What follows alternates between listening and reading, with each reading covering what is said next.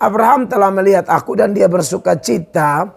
Bahkan Musa juga demikian. Kami boleh klaim bahwa Musa beragama Kristen. Kalau Anda bandingkan dengan surat Ibrani ya. Pasal 11 ayat 23 sampai ayatnya yang ke-27 itu bicara tentang Musa. Dan Musa itu meninggalkan Mesir di ayat 26. Anda baca sampai ayat 27 dari Ibrani 11 itu. Alasan utamanya karena Kristus.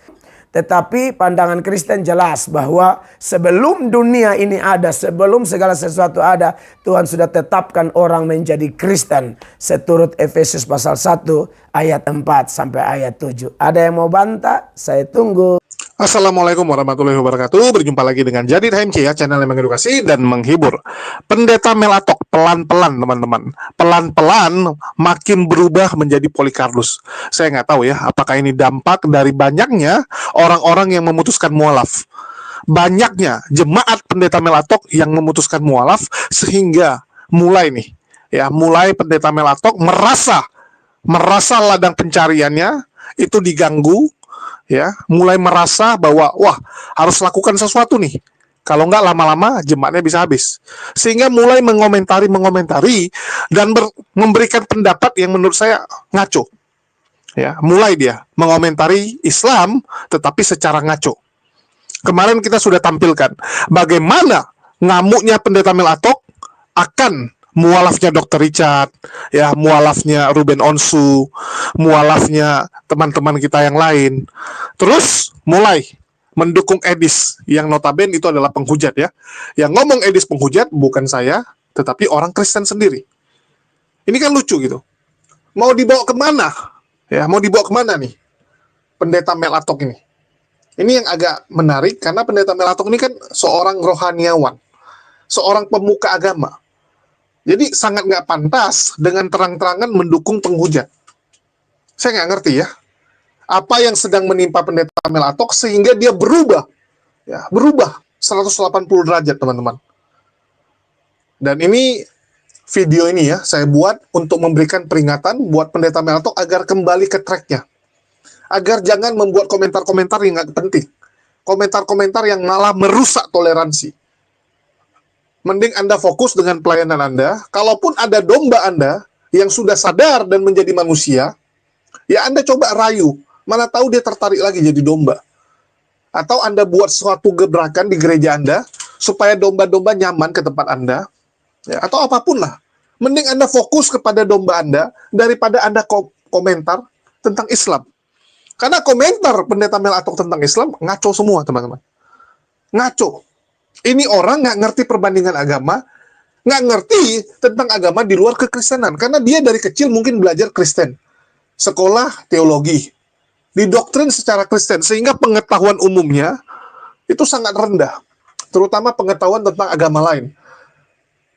Dan alhamdulillahnya, ya, Pendeta Melatok ini nggak berdebat dengan Kodondi. Kalau jadi berdebat dengan pengetahuan seperti ini, saya jamin babak belur. Ya, babak belur. Pendeta Melatok ini pengetahuan tentang Islamnya rendah sekali ternyata. Rendah. Karena mungkin dia nggak pernah belajar. Ya, mungkin karena dia terfokus dengan agamanya. Itu bagus juga gitu. Jadi mending Anda fokus dengan agama Anda, jangan tes-tes ngerecokin Islam. Karena Anda nggak ngerti apapun tentang Islam, teman-teman. Ya, Pendeta Melatok ini nggak ngerti. Bahkan dia baru tahu bahwa di Islam, ya, ada pemahaman semua umat manusia itu dasarnya, fitrahnya adalah Islam. Dia nggak tahu. Dia nggak tahu bahwa Nabi Adam itu adalah Islam. Terus sekarang dia klaim bahwa oh Kristen lah yang duluan. Kristen sudah ada sebelum dunia ada. Apalagi dibanding dengan agama lain. Kami agama yang pertama dan sebagainya. Halo! Apa nggak malu? Apa nggak malu ngomong sesuatu yang nggak ada dasarnya? Hanya untuk membenarkan, untuk membela iman kamu. Inilah saya lucunya teman-teman sebelah ini ya. Kalau Anda ingin naikkan kecap Anda, ya, Anda ingin ngomong kecap Anda yang terbaik, nggak perlu nyinggung kecap orang lain. Dan nggak perlu juga lebay, nggak perlu juga ngeklaim sesuatu yang nggak ada buktinya. Ya udah ngomong apa adanya aja. Ya, apa salahnya sih ngomong apa adanya gitu? Dasarnya itu apa gitu? Nah, inilah lucunya Pendeta Melatok, dan mungkin kita akan bahas ini, tapi sebelumnya kita dengarkan dulu ya pernyataan Pendeta Melatok ini. semua lahir dalam keadaan Islam. Kebetulan yang merubah kita menjadi agama tertentu adalah warisan dari orang tuanya kita. Yes, sir. Dan beruntunglah orang-orang yang berislam by choice, by pilihan. Sebab dia menemukan kritik dalam hidupnya. Mana nih yang bagus nih? Mana nih yang bagus? Bahkan mengkritik dalam kita pun ada itu ruang itu tuh kan. Kita sebagai muslim pun, apakah betul ini yang terbaik? Ada ruang itu. Walaupun semakin kita cari, karena saya cari juga ke Hindu melalui koma, saya cari juga ke teman yang Kristen. Semakin jauh saya cari, memang terbaik sih ini yang dari awal. Kok dapat Yesus kah? Sempat tipis-tipis tapi kayaknya sebagai rasul bagus juga tuh beliau. Sebagai rasul. Panutan Pertanyaannya gimana jawabannya? Ya, itu yang disampaikan Raim adalah hadis Nabi bahwa kita terlahir muslim. Bahkan dalam Islam pernah kita bahas juga agama itu hanya Islam. Inna dina indallahil Islam. Agama-agama lain itu adalah agama-agama antara menuju Islam karena sesuai dengan zaman dan masyarakat yang saat itu masih belum sampai pada titik di mana Islam itu sudah bisa disampaikan. Bahkan kita meyakini manusia itu lahir itu dalam keadaan sudah beriman. Jadi kalau kita kan umumnya berpikir ya orang lahir itu belum mengenal Tuhan. Enggak. Kalau dalam Islam kita bahkan sebelum lahir udah berjanji di alam ruh bahwa Tuhan kita adalah Allah. Obrolan dari Habib Jafar, Boris, Onat, dan yang satu lagi komika kalau tidak salah. Ada 2 saudara Kristen di situ dan 2 Muslim. Satu adalah rohaniwan ya. Dan informasi baru yang saya sendiri baru dengar, kalau saya menonton, mendengar, dan juga saya punya teman-teman Muslim, dan saya baru tahu pandangan ini bahwa ternyata semua orang itu dilahirkan memang sebagai Islam. Tapi nanti setelah lahir baru mereka pilih agama ini, agama itu, seperti dikatakan oleh komika yang Islam itu yang pakai topi. Lalu dikonfirmasi oleh Habib Jafar, seorang rohaniwan Islam yang tidak diragukan lagi pengetahuannya seputaran Islam yang bersumber dari Al-Quran dan mungkin juga hadis. Dan ternyata saya baru tahu kalau ternyata semua orang itu sebenarnya Islam. Nah, karena ada 2 Kristen di situ ya, Boris dan Onat. Saya tidak tahu pemahaman Boris dan Onat tentang Alkitab. Apakah mereka memang tahu atau tidak sempat sampaikan di situ, atau mungkin belum tahu karena kurangnya waktu untuk belajar iman mereka. Padahal kita orang percaya, orang Kristen memang dididik untuk harus bisa belajar iman kita. Saya tidak bisa bayangkan kalau saya yang duduk di situ atau hamba-hamba Tuhan yang memang memahami kitab suci dengan baik. Saya percaya bahwa pasti orang Kristen akan tidak sejalan dengan pandangan tersebut. Kalau memang kami ini dilahirkan sebenarnya Islam, tapi kemudian kami yang pilih jadi Kristen atau mungkin jadi Hindu, jadi Buddha dan lain sebagainya. Nah, ini perlu saya respon dengan penuh hormat, dengan sifatnya, karena saya sudah terima informasi itu. Saya mau kasih informasi bahwa sebenarnya kalau kita belajar kitab suci itu, Abraham itu sebenarnya agama Kristen. Apa dasarnya? Nah, Kristen itu kan agama yang merupakan sebutan bagi para pengikut Kristus, bukan yang diikuti. Jadi kalau ada orang bertanya, Yesus agama apa? Ya, Yesus pasti lahir dalam konteks Yahudi, dia agama Yahudi. Tapi kalau Kristen itu adalah pengikut Kristus. Jadi Kristen adalah kelompok yang mengikuti, sedangkan Kristus adalah yang diikuti. Jadi Kristen adalah kelompok yang mengikuti Kristus, mempercayai Kristus, ya, meyakini Yesus adalah Allah, ya. Kalau komika tadi bilang ya Yesus sekedar rasul lah, cukup begitu toh. Kalau kami, Yesus adalah Allah, Yesus adalah Tuhan, Yesus adalah firman Allah yang menjadi manusia. Jadi dia bukan hanya rasul atau apa toh. Nah, kami mengikuti dia, makanya kami disebut dengan Kristen. Dan saya berani mengatakan Abraham itu Kristen. Kenapa? Karena Abraham itu percaya kepada Yesus. Kalau Anda baca dalam Yohanes pasal 8 ya, ayat 56, 57, 58. Di sana ada pernyataan Tuhan Yesus yang bikin heboh waktu itu. Karena orang-orang Yahudi mengatakan bahwa engkau ini belum 50 tahun tapi Abraham telah melihat engkau. Yesus bilang iya, sebelum Abraham jadi saya sudah ada. Abraham telah melihat aku dan dia bersuka cita. Bahkan Musa juga demikian. Kami boleh klaim bahwa Musa beragama Kristen. Kalau Anda bandingkan dengan surat Ibrani ya, pasal 11 ayat 23 sampai ayatnya yang ke-27 itu bicara tentang Musa. Dan Musa itu meninggalkan Mesir di ayat 26. Anda baca sampai ayat 27 dari Ibrani 11 itu.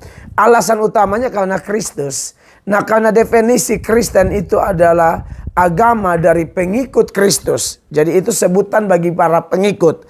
Maka Musa sudah pasti pengikut Kristus. Abraham juga pengikut Kristus. Nah, kedua tokoh besar ini, nabi-nabi yang terkenal di kalangan Yahudi ini, kalau mereka saja disebut pengikut Kristus atau sudah percaya kepada Yesus, maka mereka menjadi perwakilan dari semua orang-orang percaya di Perjanjian Lama. Bahkan lebih lagi, ini informasi penting ya, bahwa sebenarnya Kristen itu bukan hanya sejak Abraham hidup atau Musa hidup. Tapi Kristen itu kalau kita belajar Efesus pasal 1 ayat 4, 5, 6, dan 7. Di situ ayat-ayat itu jelas bahwa orang Kristen itu sudah dipilih sebelum dunia dijadikan. Jadi sebenarnya sebelum dunia dijadikan Tuhan itu sudah siapkan Kristen. Karena Kristen itu adalah pengikut Kristus. Dalam Efesus 1 ayat 4, 5, 6, dan 7 itu, di situ Bapa telah memilih melalui Yesus, melalui darah Yesus, pengampunan Yesus, ya, berdasarkan kemurahan hati Allah. Jadi Kristen bukan saja agama Abraham, Musa, bahkan Adam pun sudah mendapatkan berita tentang Kristus di dalam Kejadian 3 ayat 15 yang merupakan proto-evangelium atau Injil pertama, karena ada keturunan setan dan keturunan perempuan. Satu-satunya pribadi yang dilahirkan hanya dari unsur perempuan atau keturunan perempuan hanya Yesus Kristus. Jadi kalau Adam percaya janji itu, Adam Kristen alias percaya atau mengikuti Kristus.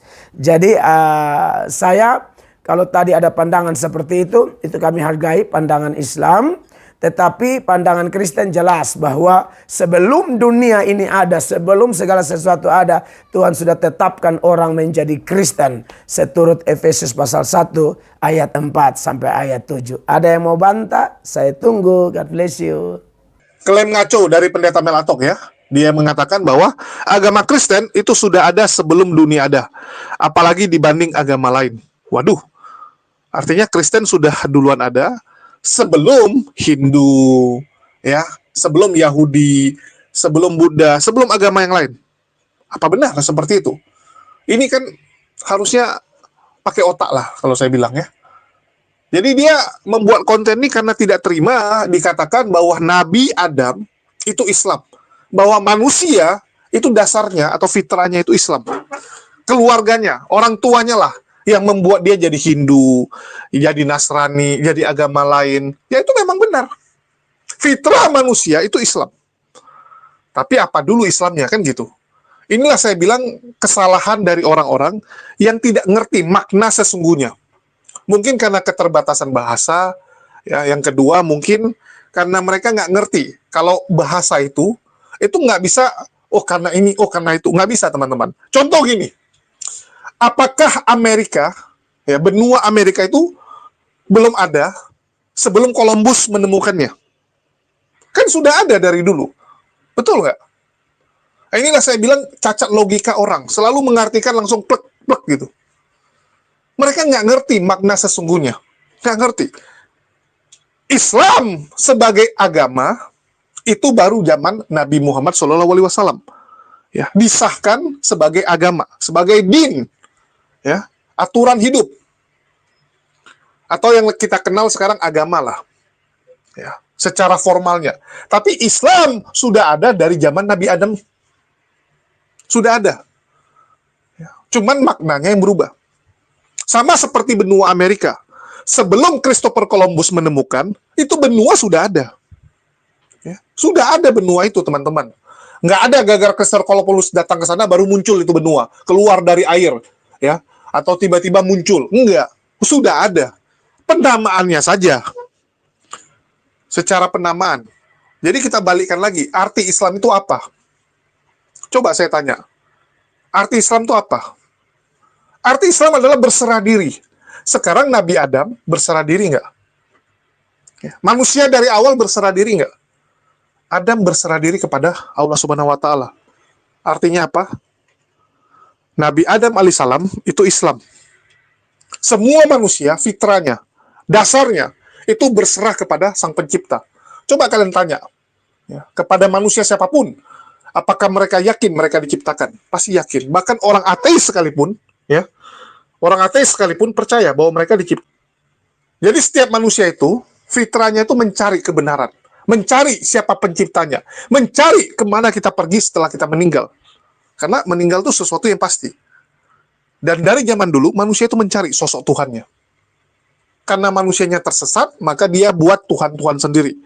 Ya, dia buat pohon jadi Tuhan, laut jadi Tuhan, batu jadi Tuhan, langit jadi Tuhan. Kenapa? Ya karena dia nggak bisa komunikasi langsung dengan Tuhan. Tuhan berkomunikasi lewat perantara para nabi. Dia nggak jadi nabi, terus dia buat sendiri. Itu yang terjadi selama ini. Nggak mungkin kita, yang makhluk 3 dimensi ini, bisa berjumpa, ya, dengan sosok yang di atas, ya, di atas kita. Nggak sanggup kita, teman-teman. Ya.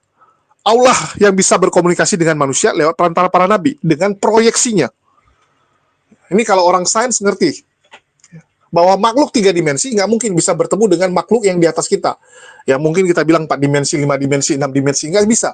Tapi kita bisa melihat proyeksinya aja. Allah tidak terikat ruang dan waktu, di atas segalanya, maha segalanya. Ya. Jadi beda, teman-teman. Nggak sanggup kita. Beda dunia.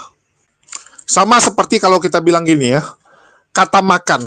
Kata makan itu kan baru ditemukan saat manusia mulai bisa menggunakan kata-kata. Ya, mulai membuat kata makan. Tapi apakah manusia dulu nggak makan? Ya sudah makan. Dari zaman Nabi Adam itu manusia sudah makan. Ya, sudah makan, sudah buang air besar. Tapi kan kata-kata itu belum ditemukan, belum ada. Sama seperti Islam, secara agama itu baru disahkan. Tapi artinya sendiri, yaitu berserah, itu sudah ada. Coba kalian ganti kata Islam dengan berserah. Kalau kita katakan Nabi Adam berserah, salah nggak? Nggak salah kan? Semua fitrah manusia adalah berserah diri, nggak ada salahnya. Jadi aneh sekali kalau pendeta Melatok kejang-kejang ngamuk-ngamuk dengan pernyataan itu. Ya, mohon maaf. Anda bandingkan dengan Kristen. Oke, kita cek arti kata Kristen. Apa arti Kristen? Coba saya tanya.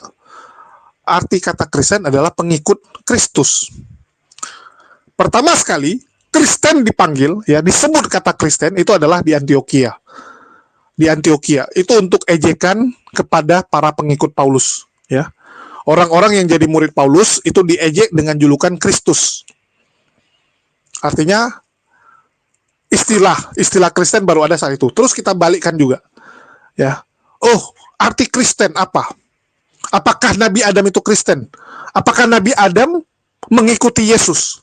Apakah Ibrahim dan juga Musa mengikuti Yesus seperti yang dibilang oleh pendeta Melatok? Ini yang kita gali. Pendeta Melatok menggunakan Yohanes 8:58 yang mengatakan apa? Aku berkata kepadamu, sesungguhnya sebelum Abraham jadi, aku telah ada. Oke, dia patokannya bahwa Yesus itu duluan ada sebelum Abraham. Oke. Tapi apakah itu menjadikan Abraham sebagai pengikut Yesus? Coba saya tanya. Ya. Apakah Abraham mengikuti Yesus lantaran dia duluan ada? Aneh. Ya, menurut saya aneh. Kalau bicara duluan-duluanan, itu tidak menandakan bahwa yang baru itu mengikuti yang lama. Enggak, teman-teman. Ya, sama kayak misalnya saya. Saya baru kerja 5 tahun. Kores sudah kerja 8 tahun. Apakah saya menjadi bawahannya Kores? Enggak, teman-teman. Apakah saya jadi pengikutnya Kores? Ya, enggak. Jadi bukan karena dia lebih lama, maka dia diikuti. Ya, no. Ya. Kalaupun ya kita percaya dengan ayat ini, ya, kita anggap kita percayalah. Yesus sudah ada sebelum Abraham. Sudah ada sebagai apa? Dan apakah Yohanes mengikuti dia? Apakah Abraham mengikuti dia karena duluan dia? Enggak, teman-teman. Ya.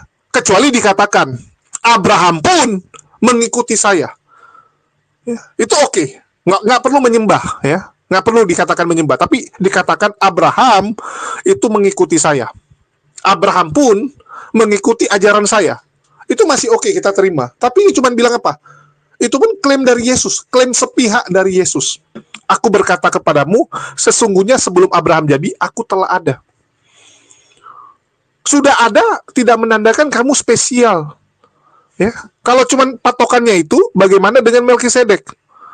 Di Ibrani 7 ayat 3, Melkisedek dikatakan tidak berbapak, tidak beribu, tidak punya silsilah, harinya tidak berawal, hidupnya tidak berkesudahan. Dan karena ia dijadikan sama dengan anak Allah. Ya, Melkisedek itu teman-teman. Dia nggak ada awalan. Duluan dia kalau bicara duluan-duluanan. Tapi apakah Abraham mengikuti Melkisedek? Apakah Musa mengikuti Melkisedek? Apakah Nabi Adam alaihissalam mengikuti Melkisedek? Ya enggak. Ya. Ini lucu. Jadi teman-teman Kristen ini harusnya coba renungkan. Kalau kalian gunakan satu ayat untuk pembelaan kepada Yesus, tolong gunakan ayat yang sama, standar yang sama untuk tokoh-tokoh yang lain. Jadi kalau main duluan-duluanan, ya duluan Melkisedek. Oke lah kita bilang setara. Ya mereka bilang enggak lah, imbang itu imbang gitu kan. Oke lah kita kasih imbang. Tapi apakah itu menjadikan ya orang-orang yang setelah dia mengikuti dia? Enggak kan. Daud apakah mengikuti Yesus? Padahal Yesus dikatakan apa? Anak keturunan Daud. Bagaimana mungkin Daud mengikuti Yesus? Bagaimana mungkin Nabi Adam mengikuti Yesus? Kamu ini kan cuman cocok logi, cuman asal comot, cuman asal klaim, tanpa ada data pendukung. Beda dengan kami. Kami menyatakan Islam itu adalah berserah diri. Dan memang manusia dari pertama berserah diri. Udah selesai. Ya. Nah, inilah lucunya pendeta Mel Atok ini. Oke, kita lanjut dengan video berikutnya yang nggak kalah konyol dari pendeta Mel Atok ya. Ini makin hari makin konyol satu pendeta ini. Jangan-jangan iman Kristen lebih kuat. Saya tuh mikir gini, jangan-jangan iman orang Kristen tuh lebih kuat. Iya, orang Kristen tuh dikepung masjid. Iya. Ada cerita teman saya, satu rumah dikepung 5 speaker azan. Terus juga tapi dia tetap kuat gitu.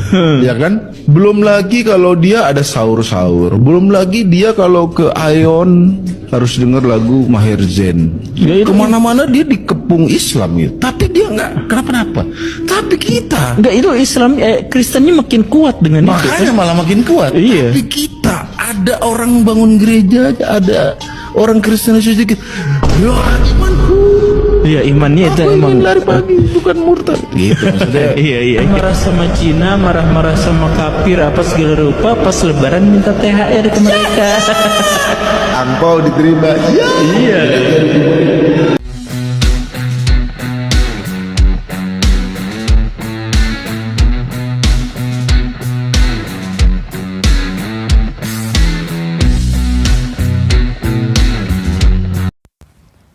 Shalom, saudara berkati oleh Tuhan Yesus. Salam jumpa dalam kasih Tuhan bersama saya Pendeta Mel Atok. Saya mengucap syukur pada kesempatan ini saya bisa kembali menyapa saudara dan kiranya video saya kali ini juga dipakai Tuhan menjadi berkat bagi saudara-saudara semua. Adapun video kali ini adalah respon saya terhadap video yang ada di depan tadi, video yang mendatangkan kegembiraan dan kesenangan di hati saya.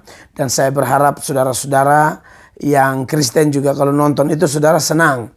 Senang di situ karena yang pertama itu adalah obrolan dari dua kawan Islam, Tretan Muslim dan Guru Gembul, yang mereka secara jujur berbagi pengalaman fakta di lapangan, yaitu melihat kekuatan iman dari orang Kristen yang sudah dikepung oleh Islam, 5 speaker azan, ya. Dan memang fenomena seperti yang Tretan ngomong itu kita sering temui ya, kita lihat di media, ada juga yang mengalami langsung.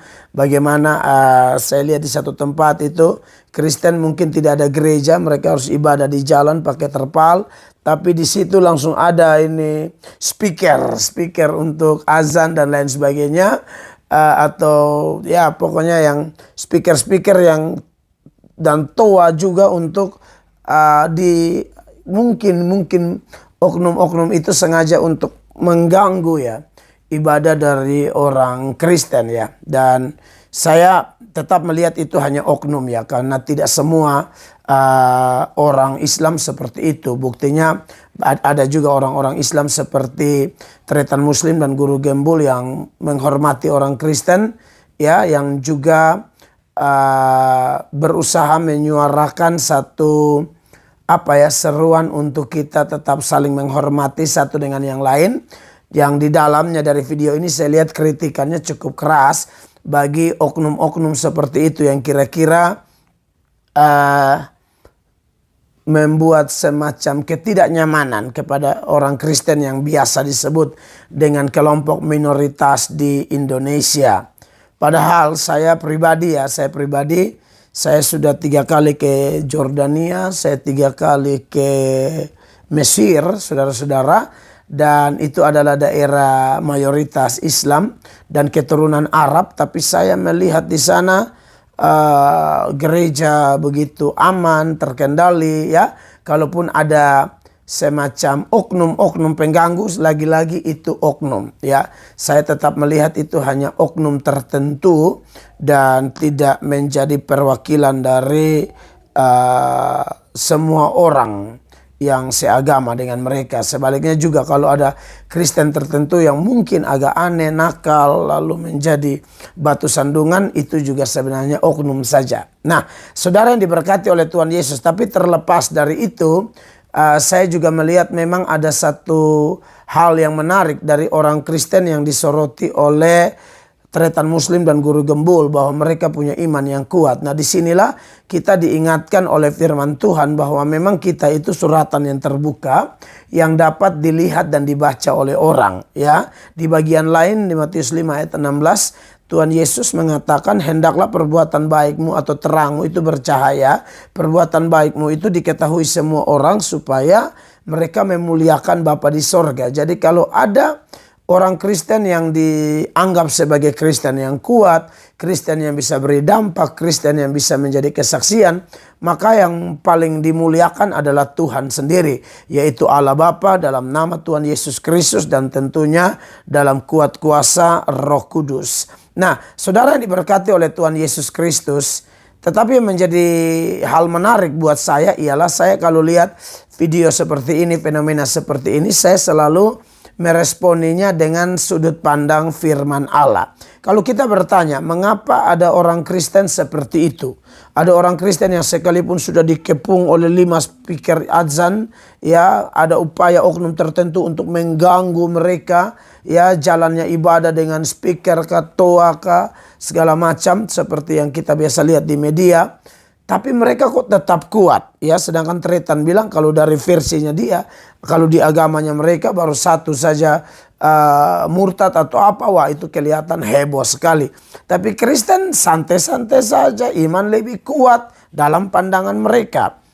Dan memang saudara-saudara kalau kita ikut ajaran kitab suci, memang Kristen yang sejati itu memang harusnya kuat. Kenapa? Karena Kristen yang sejati itu adalah orang-orang berdosa yang telah mati rohani, tapi telah dihidupkan kembali oleh anugerah, oleh kasih karunia Allah. Itu ada di Efesus pasal 2 tuh ayat 1 sampai ayat 5. Jadi orang-orang itu sudah mati karena pelanggaran dan dosa, tapi mereka dihidupkan oleh kasih karunia. Nah, setelah mereka dihidupkan ini, saudara-saudara, yang pasti mereka mendapatkan keselamatan jiwa, itu tak bisa dihindari. Tetapi di dalam kasih karunia itu bukan hanya bicara tentang keselamatan jiwa. Dalam kasih karunia, dalam Filipi pasal 1 ayat 29, dikatakan kamu dikaruniakan bukan saja untuk percaya, tetapi juga untuk menderita untuk Dia. Nah, oleh karena itu kalau ada orang Kristen dalam pengamatan Tretan dan Guru Gembul kok tambah kuat, itu pasti orang Kristen yang betul-betul Kristen, yang dulunya kotor, jahat tapi sudah diubahkan, telah menjadi ciptaan baru, memiliki kepastian keselamatan jiwa, ya namanya terdaftar di sorga, dia dimeteraikan dengan Roh Kudus, dan janji Tuhan dalam Yohanes 10 ayat 27 sampai 29 pasti tergenapi bahwa orang-orang itu ada di tangan Yesus dan tangan Bapa. Mereka pasti selamat, hidup kekal menjadi bagian mereka, dan tidak ada seorang pun dapat merebut mereka dari tangan Yesus maupun tangan Bapa. Ya, makanya orang-orang itu kuat, ya.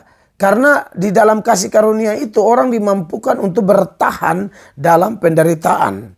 Kalau kita lihat dalam 2 Korintus ya pasal 11 ayat 23 sampai 28, di situ Paulus berbagi tentang pengalaman penderitaannya di penjara, di sesa, karam kapal, puasa, musuh di kota, di desa, di padang, ya hampir mati, dilempari batu dan masih banyak lagi.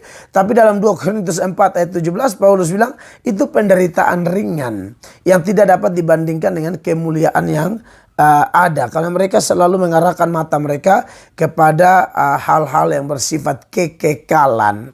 Jadi saudara lihat di sini bahwa orang Kristen sejati hidupnya diubahkan, dia dimampukan bertahan dalam kesesakan karena konsekuensi menjadi pengikut Kristus adalah pikul salib. Konsekuensi menjadi pengikut Kristus adalah siap menjadi domba yang ditempatkan di tengah-tengah serigala. Nah, serigala-serigala yang suka ganggu-ganggu itu ternyata tidak bisa bikin apa-apa. Kenapa? Karena Tuhan memang membela milik kepunyaannya, sehingga milik kepunyaannya itu betul-betul kuat. Dan sudah pasti ya, bukan hanya kuat tetapi kita mampu menjadi saksi ya. Ya, Pendeta Mel bilang dia senang mendengar video-video seperti ini. Ya, senang lah. Ya, senang karena kamu menganggap bahwa kalian lebih hebat, kalian lebih jauh lebih tangguh dan sebagainya. Ini kan konyol. Dan sejak kapan Guru Gembul ya dan Tretan Muslim ini jadi patokan kami? Enggak pernah. Ini kan cuma pendapat pribadi. Ya silakan, pendapat pribadi ya. Siapa saja boleh. Terus kalau dibilang, hebat ya imannya umat Muslim, umat Kristen. Iman orang Kristen lebih kuat daripada Islam. Karena walaupun dikepung oleh masjid, ya dikepung, artinya dia tinggal di daerah yang mayoritas Muslim. Kiri kanan rumahnya semua masjid. Ya. Tapi imannya tetap kuat. Dari mana kamu tahu? Setahu saya banyak yang mualaf. Ya. Setahu saya banyak orang-orang Kristen yang tinggal di daerah mayoritas Muslim karena sering berinteraksi dengan saudara Muslim, sering mendengarkan ceramah-ceramah, sering melihat tingkah laku umat Muslim, terakhir ujung-ujungnya mualaf. Sudah banyak. Ya, banyak sekali orang-orang yang tinggal di daerah mayoritas Muslim akhirnya jadi mualaf.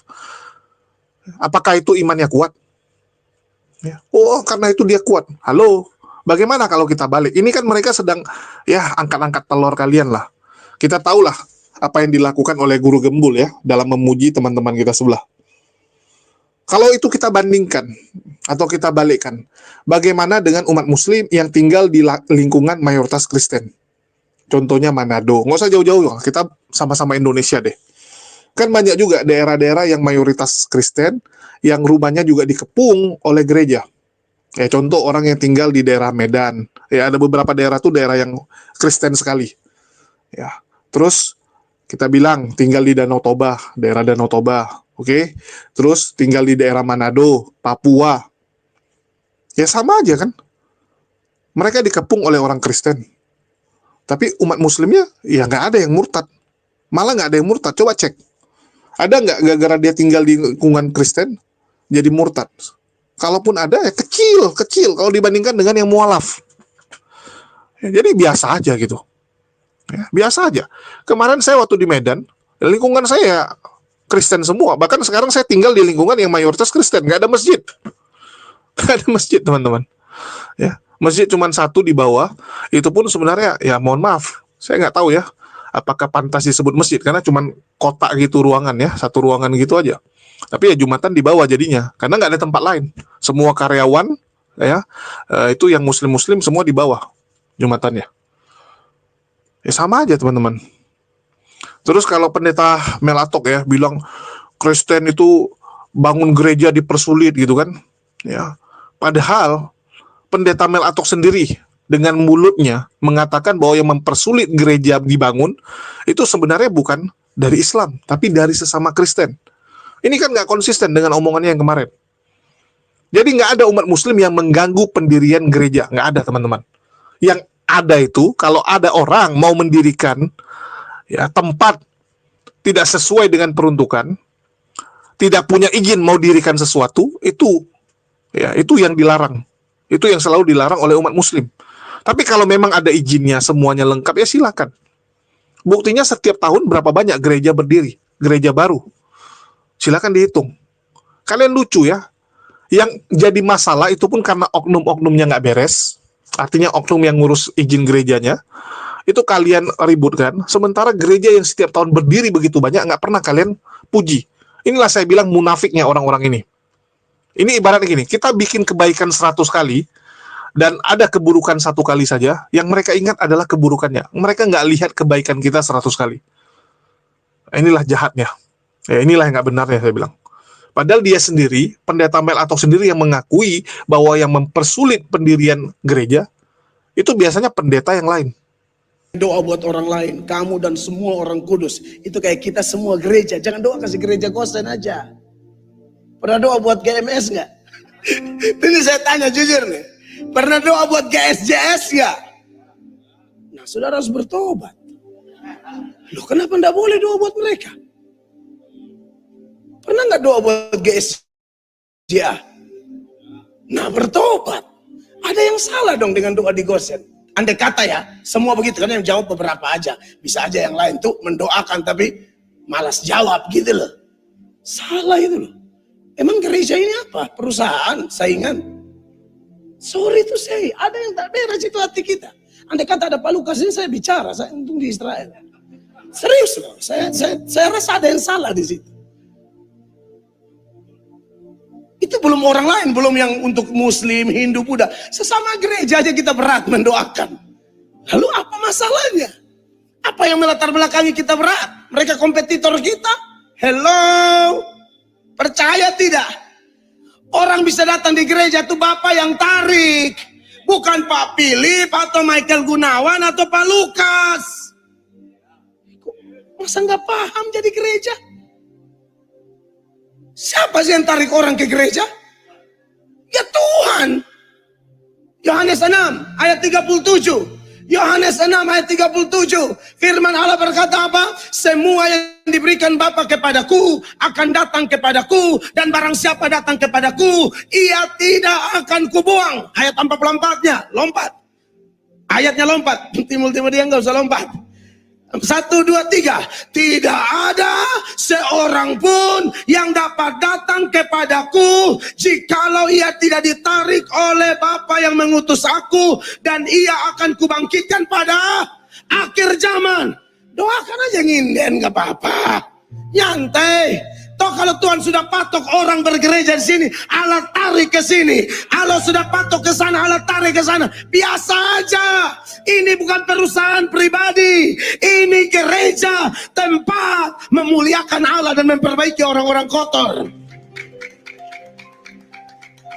Saya lihat kadang-kadang gereja, saya dengar dari pendeta tertentu, satu gereja dibuka, pendeta lain sewa orang beda agama, suruh tutup gereja itu. Pendeta setan itu. Kurang ajar pendeta begitu, preman itu pendeta. Dia mau dia berkuasa sendiri, pendeta hati setan. Sorry to say. Terus pendeta Mel Atok bandingkan dengan di Mesir ya. Di sana di Mesir gereja aman, padahal daerah mayoritas Muslim. Kerukunan umat beragamanya bagus. Yes. Yang kamu pikirkan, ya, yang harus teman-teman renungkan ini, kalian pikirkan baik-baik. Orang Kristen di Mesir, apakah serese, sejahil, oten-oten di Indonesia? Di Mesir ada nggak orang-orang seperti Edis, orang-orang seperti Agatha, Sofiatul, Ki Ahmad, Ferguson, ya Wak Donat, Pak Bom Bom dan sebagainya, ada nggak? Itu yang harus kalian pikirkan. Jadi jangan dikit-dikit nyalain apa yang terjadi, tapi cari tahu sumber masalahnya.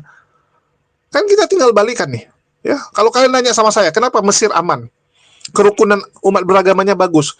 Ya, kenapa di sana di sini bagus? Cuman di Indonesia ada gini. Loh, di sana ada Edis nggak?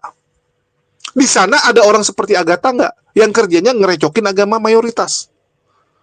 Itulah saya bilang kalian ini kalau mikir, ya, harusnya kalian cari deh. Kan nggak mungkin ada asap tanpa api. Jangan kalian komplain ini asapnya kok hitam, ini asapnya kok mengganggu, ini asapnya begini begitu. Harusnya yang kalian cari tahu ini penyebabnya apa, itu yang dibereskan. Saya dari dulu selalu katakan, yang merusak toleransi itu gara-gara Polycarpus. Ini yang harus kita perangin, ini yang harus kita lawan. Coba sama-sama kita bergandengan tangan, kita lawan Polycarpus, kita katakan ya bahwa kita bersatu dan tidak mau diadu domba oleh mereka. Kita lawan orang-orang seperti Edis. Pasti damai Indonesia. Pasti lebih bagus toleransinya. Ini kan enggak, kalian malah mendukung. Mel Atok sendiri mendukung Edis.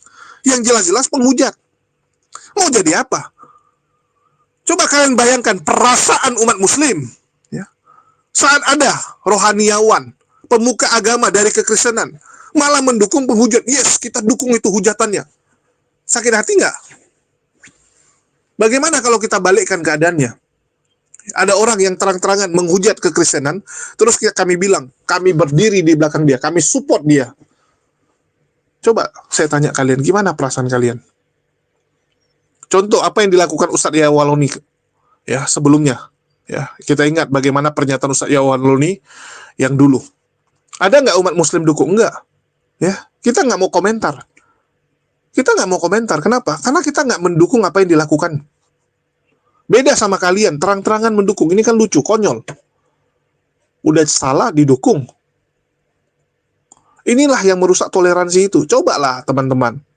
Ya, coba teman-teman Kristen, sama-sama yuk kita lawan yang beginian. Supaya kita bisa adem. Jadi sekali lagi, kenapa di Malaysia nggak ada seperti itu? Ya. Coba tanya, di Malaysia dirikan gereja santai aja kok, biasa aja, yang penting ada izin dikasih berdiri, karena di Malaysia ya harus tertib administrasi. Dan yang kedua, negara tidak membiarkan ada diskusi-diskusi, ya ada channel-channel YouTube yang membahas keyakinan orang lain sesuka hatinya seperti ini. Di Malaysia nggak boleh. Betul nggak? Silakan cek.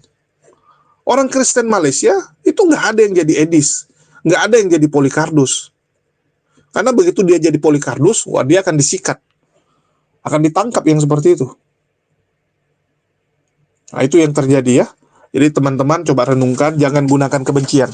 Saya tahu ini, banyak teman-teman Kristen pasti bilang, oh enggak, kamu sembarangan ngomong dan sebagainya. Yuk kita duduk, kita bareng. Kita bahas. Ya saya ngomong pakai data soalnya. Bukan omon-omon, cuman bukan bacot seperti yang kalian lakukan. Ada buktinya semua. Saya termasuk yang paling ngikuti. Kalau ada gereja, misalnya dilarang, apa alasannya? Saya cari tahu.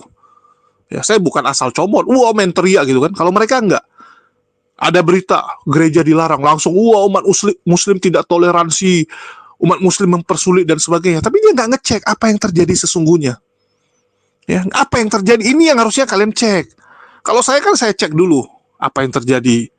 Ya, siapa-siapa orangnya, saya cari sumber yang A1. Kalau perlu kita interview orangnya, kita tanya langsung ke orangnya. Jadi jelas semua. Itu beda kita. Ya, mohon maaf, itu beda kualitas kita. Mungkin itu aja. Buat Pendeta Mel Atok sekali lagi ya, saya masih berharap Pendeta Mel Atok bisa bertobat, bisa kembali kepada Mel Atok yang sebelumnya. Ya, itu harapan dari saya. Mungkin itu aja dari saya. Makasih nih buat teman-teman semua yang udah nyimak dan mendukung channel ini.